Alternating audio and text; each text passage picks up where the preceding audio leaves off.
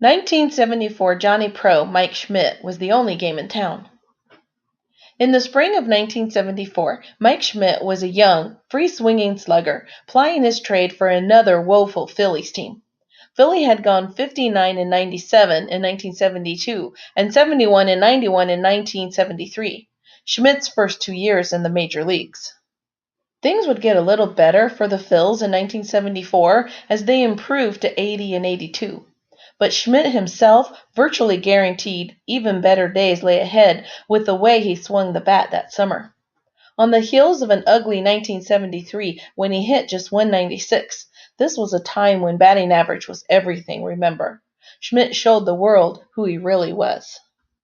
Namely the best third baseman in the game, charting a route towards Cooperstown.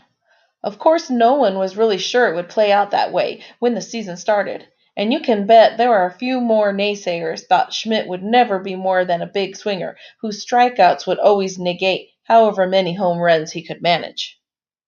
After all, that paltry BA in 1973 was accompanied by 18 dingers in just 132 games, but also 136 strikeouts. In 1974, though, Schmidt played in all 162 games, and though he K'd 138 times, he also went deep 38 times, and drove in 116, and drew 106 walks, and hit .282, and made his first All-Star game. At age 24, Schmidt had definitely arrived and even picked up some MVP support, finishing 6th in the National League voting. But if you were a Phillies fan, or even a budding Schmidt fan, looking for some fresh cardboard of the young star that summer, the pickings were slim. You had the base Topps card, which was actually Schmidt's first solo Topps card. You had the O-Pee-Chee card, which was the same card as the Topps issue until you flipped it over or viewed it from the side. You had the Topps and the O-Pee-Chee Phillies team card with tiny Schmidts on the front and Mike Schmidt typed on the back. And that was it. Oh well, except for one more little entry into the Schmitty master set. The 1974 Johnny Pro Philadelphia Phillies stand-ups Mike Schmidt. Yeah, that's a mouthful, but it warrants being tongue-tied. Johnny Pro was a Baltimore-based sports promotion company who had delved into the collectible realm in 1973 with a set of 25 Orioles stand-up cards. These were like the 1964 Topps stand-ups in form, with perforated player images surrounded by the rest of the rectangular card, which allowed you to pop out some of the photo and stand the dude up in place. Same deal with the 1974 Phillies set, except that one featured only 12 players.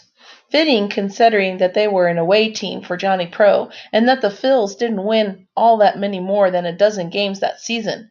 Ba-dum-bum. Gone were the green background used for the O's, replaced with plain white. It was clean looking, or desolate, or just plain boring, depending on your propensities. But the key to its lasting beauty is that the set is beautiful, and that it showcased young Schmidt in the field. Here is the entire checklist. 8. Bob Boone. 10. Larry Boa. 16. Dave Cash. 19. Greg Luzinski. 20. Mike Schmidt. 22. Mike Anderson. 24. Bill Robinson. 25. Del Unser. 27. Willie Montañez. 32. Steve Carlton. 37. Ron Schuler. And 41. Jim Longboard. Nah, they're not skip numbered. They're uniform numbered.